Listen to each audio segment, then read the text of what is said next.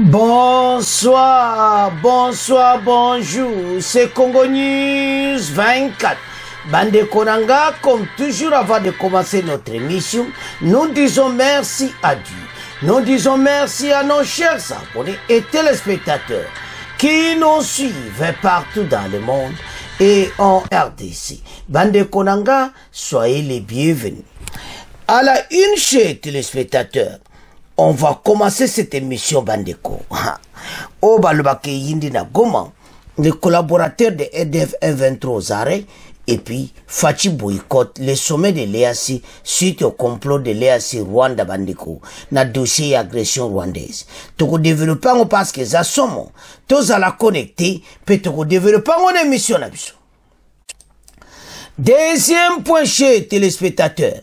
Offensive FARDC Wazalendo contre RDF 23 Kabayonga. Suivez Bandeko Boyo Kaba dernier message où wutikuna comment armée na biso Bandeko bazakaka ko récupérer ba territoire. Alors boko yoka ba territoire sika oyo armée bazina maboko ya armée rwandaise. Alors tous à la connecter peut-être développer une émission na biso. Chers téléspectateurs, émission na biso bandi et comme étant tous là ensemble masolo ya mboka bande kotoko kele diet bana Goma et pas wapi ba arrestation salami ya kusakana te ba collaborateur ya RDF 23 aux alentours ya Goma baza vraiment ebele. Alors armée asala ki patrouille pe bakanga ki ebele tina la Kivu, des arrestations partout. Alors ba collaborateur wana tu ba yebani bazala ki arrêté. Alors bazo sala vwa musala armée na biso partout bazali ba collaborateur wana la majorité boyibika ndenge zala karamboka na biso il y a des Rwandais do bazaka kebele bata wilingoma donc ba pesi mo bambo badja ka ba information na bango ba sala ka oyo wana ko donc ozoyo ka vieux que mboka infiltration ko sakanati mais tous ces bateaux wana nyonso bakanga ki bango. Alors ndeto lobawa baza aux arrêts la majorité so tali baza do mawatro ba jenwana parce que baza ko trahir armée na bisezo comme affaibli na makambo oyo ya ba collaborateur ya armée rwandaise M23. Donc eso sala biente entre-temps bande ko FARDC sa salo offensif à kosakanate travail zo sala ma kosakanate mais toujours na deuxième point. Alors bitumba soko talibi armée na biso vraiment ba du le devant ba du le dessus armée rwandaise na ba attaque autour de Kabayonga et balobi le combat c'est loin de Kabayonga. Donc ezali suna Kabayonga te parce que les lobes a récupéré ba territoire à kosakanate. Alors tozonga na dossier ba collaborateur qu'est-ce qu'ils font? Eza ba trafic mozo salama, c'est-à-dire bango baza ko futa bato bambongo tout ça pona ko teka plan ya mboka. Donc baza ko utiliser ba jeune wana na makambo bipi na kati na bango ba kutina ba fo wazalendo. Alors ba arrestation zo sala bien pour être makambo oyo et diminuer na lero tozala guerre. Alors totanga yango. Et plutôt qu'il n'a boycott, le président de la République a boycott bandeko réunion ya EAC. Totanga. Fachi boycott le sommet de l'EAC suite au complot de l'EAC. Le Rwanda wana tozoe à partir wana zasom. Les collaborateurs de RDF 23 aux arrêts.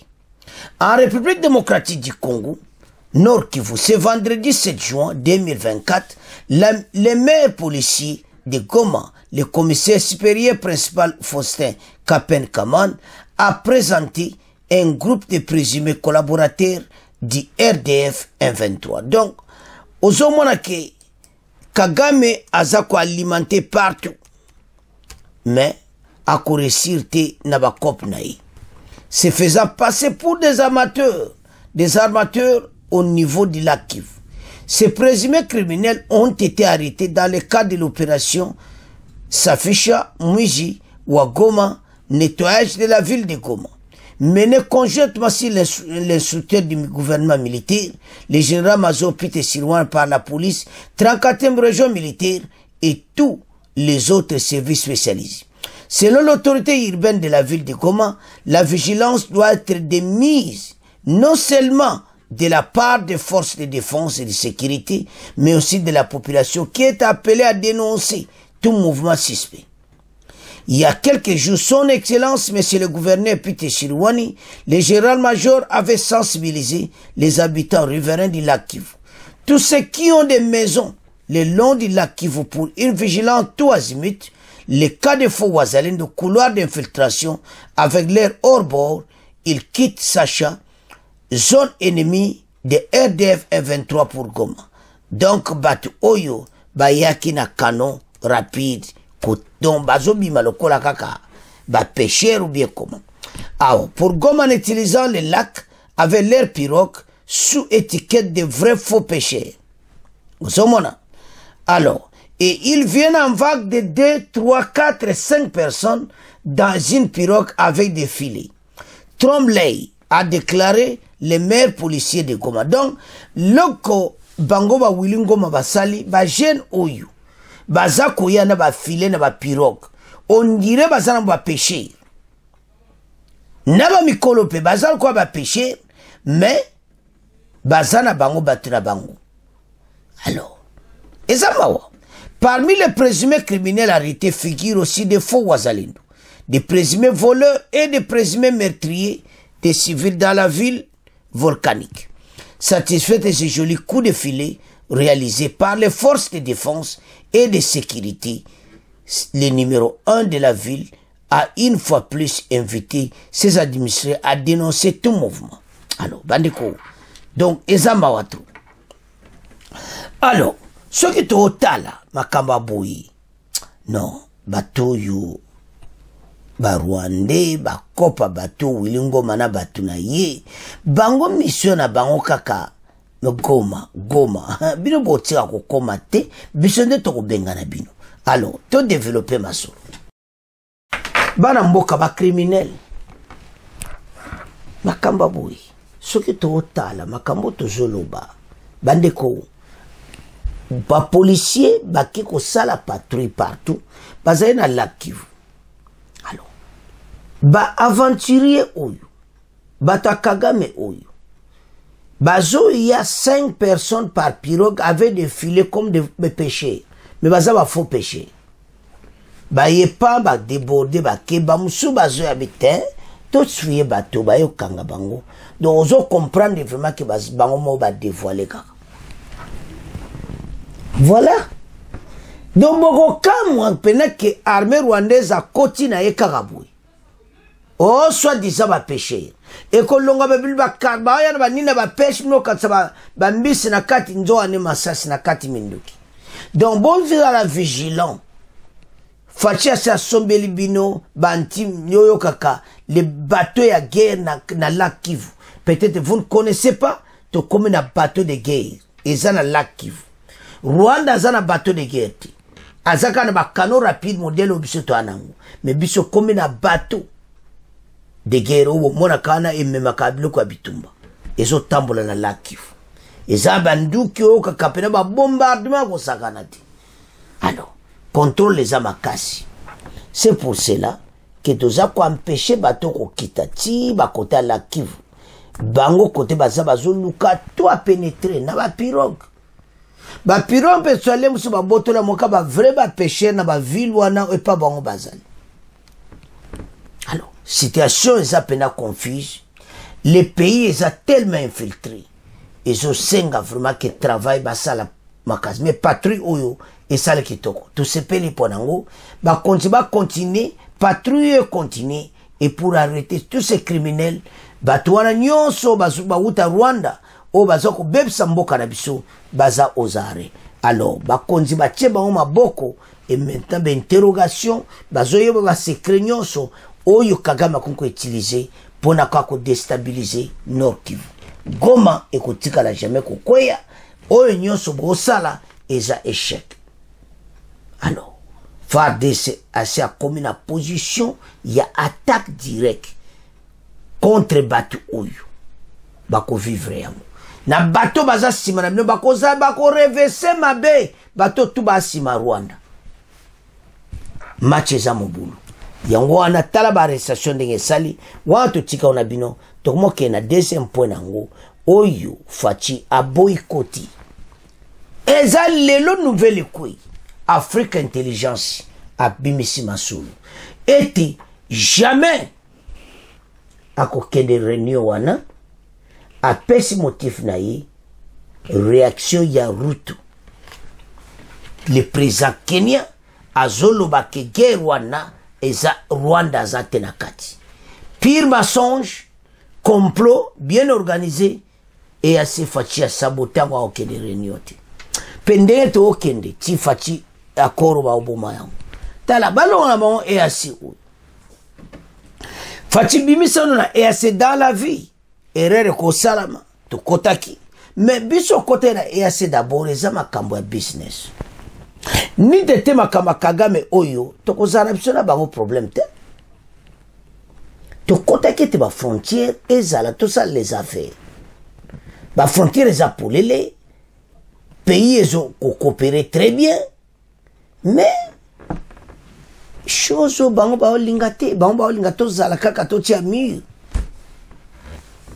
to nazomona tende to ko vivre na ba voisin alors que voisinage est éternel muta kolongola ngwazati mais ils ne veulent pas la paix. Alors message ya Kenya et ça les propriétés Ruto azoloba que guerre wana eza bango na bango eza makamba congolais donc a dit parole pena Kagame alors que ba preuve ezali armée rwandaise azana EDC siko Ruto azo se contredire et États-Unis azo contredire ba France oyo ba confirma que armée rwandaise yakuna babima ezo sala kitoko te ata kutu bozabo yini biso po bosibo jiba coltan yo feli moboye ba coltan rito bozo kabola na Rwanda wana ba coltan ezana dire muki ata wanga ni biso lelo zo sakana yo na biso lelo sala nyonso wana me président Ruto vous allez voir alors le président de la République a dit décision a okene ba réunion wana ti pena ndimite ka okedisu aliko kutana Kagame kunati babana bamasona bango zanga tina bakora Luanda zanga tina oyo ti lelo bango basabotaka yango alors Faci a pris une décision et a boycotté Nouvelle Bimi le biboyo kona ba revue de la presse ba tout passe Bimi lelo à 15h30 et c'est fini ok selon des sources propres. Alors, Baramboka, Faci a battu là. Donc, to bat, a ba conseil, ba sa Faci a tambour sur na battu outi. Ce sont des mauvais. Total. Félix Tshisekedi boycotte un sommet des chefs d'État de l'EAC. Article publié le 7 juin 2024 à 15h30, la présidence congolaise qui a peu apprécié les déclarations de William Ruto sur la crise de sécurité dans l'Est de la RDC, entend de faire savoir auprès de Nairobi et des autres pays membres de l'Est African Community était Kuna Azati, pe akokendete. Alors, pour ce moment, que bateau yo, il faut que le va changer.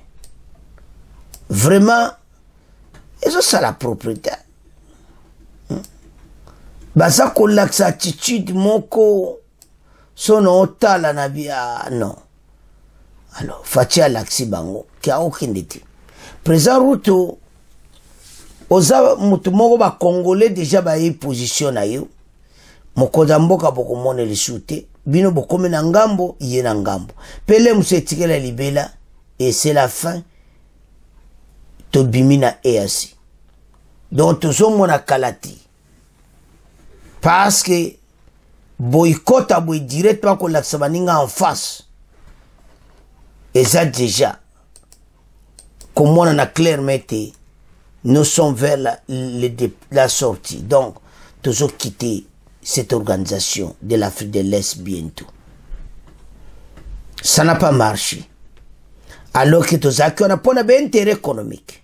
Mais bango ba yena makameme boye ba que présent Ruto, présent Ougandais, présent Rwandais, bambonga bakolta oyo bozo kabola surtout ces trois pays pour bangonde baza pene ba 60% 60 ba pourcentage ya makasi bango nyonso misato ba mususu wana peut-être ba collaborateur na bango bazo bénéficier na ba achat exportation mais boye ba eti fena ngwe kozala to kangi ba criminel oyo bato bazo tinda Kagame otinda bato na ye na Wilingoma bakangi bango mais l'autre zoye sabino ete makambo ezokoma na suka fatia du décision et je crois bien à cause de na binoti parce que les déclarations de William Ruto sur la crise sécuritaire eza apprécié na RDC ezaki mabe ça sent mal mauvaise odeur ezaki tokoti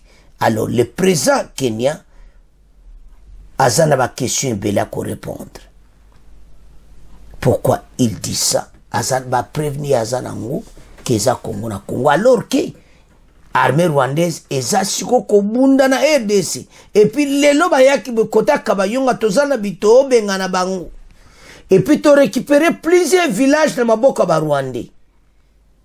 On va en finir avec vos kalati to développer maso alors bande ko tolandi wana ete eza pena propriété komona makambo ndenge salami so na tali na bia bato bazaba mauvais makamba osali na mboka na biso toko vivre na bako vivre yango alors bana mboka so na tali dossier oyo ezomona clairement le président Fachi a raison a boycotté yango c'était à 15h30 ce vendredi 7 juin à Lubia Koyate et sali bango soni parce que ba message à route ba raisonner nango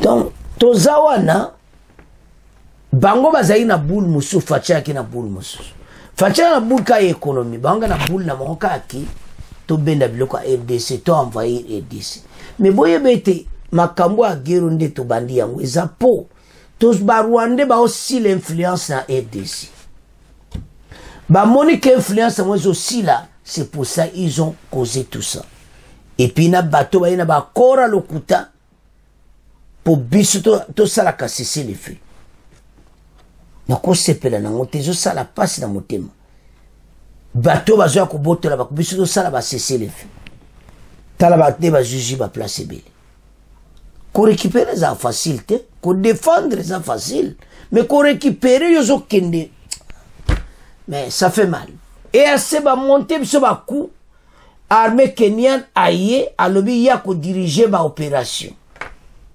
yo ko diriger ba opération déjà bandaki mabe fallait faire de ça diriger ba opération parce que biso eza na sol congolais makambo ebele bato bazaki ba chef d'état major na lero wana ba joie ki en mabe na ndimite so eza na lero ba chiwe ba ko accepter et ça m'a wa alors bota la situation tous on a EAC et ça lui passe EAC en tout cas nde bazawana bayibi ke Fachi za ulungwa bayibi ke tozo lungwa kalati tu écoutes pour l'économie mais t'as combien de camions y a ba coltin zo kata okende Uganda ça passe maintenant par l'Uganda Rwanda te Uganda Rwanda Museveni azojwa ba parce qu'il y a tindi pe armée na de partage moko ya ba ressources et bientôt beaucoup vivre biso alors bana mboka pour la situation on mona clairement que Rwanda Uganda tous ces influences ba ni na biso ça la propriété mais ba yeba été ba ko vivre yango et assez toujours pesa bino baba Fachi a saboté yango to tiga on a bino to komo ke na point na biso oyo ya offensive de FARDC. FARDC ce vendredi a lancé offensive à récupérer 5 villages encore. Donc toujours continuer. À le but tout basé sur la Kabayonga, c'est loin de Kabayonga. Donc toujours kendi. Côté on a tout ça quoi avancer, côté qu'on a peut tout ça quoi avancer au bout de la village.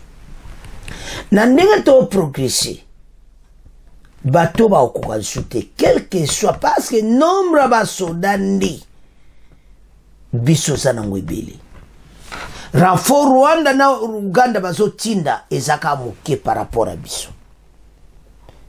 Alors maintenant complot ya Occident et monani mais biso to défendre mboka bandeko sobolane émission lobi bato batomboke bato ke kan article 63 Congolais nyo sasima minduki mais c'était un danger parce qu'il y a trop de Rwandais dans mboka na biso. Alors bandeko nde tozokende bandeko belo lobi recrutement bazongi fatia zonga sur recrutement nombre comme ce mboka za munene na ba village ba botoli wana il faut batika ba soldati mboka za munene tellement ya trop il faut passer sur recrutement ba soda ba amuki. Bon, comptez combien de villages dans le Nord Kivu sans soda. Ce que bon bailler, bah les caries, bah suis. C'est pour ça qu'ils ont récupéré les autres villages. Mais tout le monde quitté. Alors, et je sais que l'armée va augmenter, bah ça même système que jeunes nyonso au azo salati. A que les services militaires sont en salati. Aux chômeurs, que les services militaires, vous serez payés. C'est ce qu'on devait faire. Bah, chômeur basé belé na EDC. Alors, na mon basa soit appel au recrutement encore. Parce que le pays est attaqué. Est en danger pour le moment, je ne m'excuse pas même attaqué. Mais nous sommes en guerre. Recrutement faisons parce que le village, n'est pas autant qui va récupérer le village lélo. Le village, il faut bâtir des soldats partout, il faut bâtir Rwanda. Match est à mon boulot. Totang. Offensive de FARDC Wazalendo contre RDF 23 à 10 km de Kabayonga. Pour basi batiki Kabayonga, c'est-à-dire basi batiki ango Kabayonga est sécurisé, maintenant bazo landa bango ko botola les villages bandeko. Ezamao. Alors, les forces armées de la République démocratique du Congo, appuyées par les volontaires de la défense, dit Wazalendo, réplique depuis le matin de ce vendredi 7 juin à de nouvelles attaques de la rébellion de RDF 23. Donc, tozo kena bango. Donc, maintenant, oyo kaka offensive à Kosakanati. Parce que, il faut que na bateau yo kino nasuka. À Kilambo, si l'axe le Sogwa et à Maïsafi, c'est l'axe principal qui mène vers Kabayonga. Une dizaine de kilomètres, Bassi Batiki Kabayonga, cité située à cheval entre les territoires de Rutshuru et le Béro Nord Kivu. C'est depuis le matin que l'armée a lancé une offensive. Ah, Banamboka. Tala. Masolo Kitoko. Soki Zolo Bawa. Oyoka Kake Masolo Pena Kitoko. Donc, FARDC Azo Kenena Batoyo. Petoko koma na bango kino na suka. To gagne guerre oyo. Avançons. C'est depuis ce matin que l'armée a lancé une offensive pour reprendre le contrôle de plusieurs zones. Bolanda, notamment Mirangi, Kiala, Lisuli. Selon les mêmes sources, ces entités sont considérées comme base arrière utilisée depuis une semaine par RDF 23. Donc, ba potoli yango, na maboko na mwezaki ba base arrière na bango. Dans la volonté d'occuper Kabayonga. Ces zones ouvrent également la voie vers Kinkuku, Bandeko, Potokena Bango Penza, Nyanzale, Mutanda et Kishiche. Donc, Tozo Kende, Tito Komana Kishiche, to Botolignoso, situé à environ 30 km de Kabayonga, qui reste toujours sous le contrôle de FARDC. L'armée congolaise cherche ainsi à contrôler Mirangi, Kaala et le Sud. Donc, on va récupérer wana, mais déjà, au-dessus de Botoli, Yango Pesa déjà. Donc, Ndeto Zoluka, à quelques kilomètres, s'est positionné, afin de couper tout appui au RDF 123, positionné dans une dizaine de kilomètres. Donc, Bango déjà, Bazar qu'il a dizaine de kilomètres, toujours positionné, position Moko, Oyo Kale Bango, rapporte une source militaire. Alors, Nebozomona Kabayonga, Rwindi bozomona na nde ezali bakote wana nyonso tozolinga to récupérer ba village nyonso tout autour après to lancer attaque toke na Nyanzale, Mutanda et puis Kishishe. Donc match eza mobulu. Alors bana mboka sans plus tarder tolanda extrait oyo. Donc je suis wazalendo nde baza ko forcer FARDC ndenga zo beta mo biloko moto de bombardement nde bozo mona baza ko kufa en cascade. Président rwandais aza motea mabe parce que baza ko kufa ndenga bazo kende wana bazo bombarder bango. Ozomona mais azo tinda kaka basoda mususu. En tout cas tata oyo aza motea makasi to développer maso.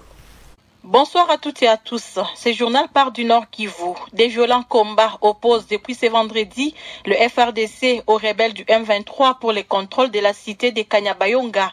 Tôt ce matin, l'armée a lancé une offensive pour reprendre le contrôle des Mirangi, Kihala et Lusuli. Ils sont présentés par des sources militaires comme des bases arrières utilisées depuis plus d'une semaine par les rebelles du M23 dans leur volonté d'occuper Kanyabayonga.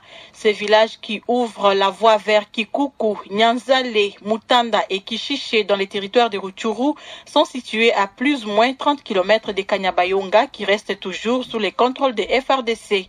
L'armée cherche ainsi à contrôler Mirangi, Kihala et Lusuli pour, affirment des sources militaires, couper tout appui aux troupes rebelles positionnées à une dizaine de kilomètres de cette commune rurale stratégique du territoire de Lubero.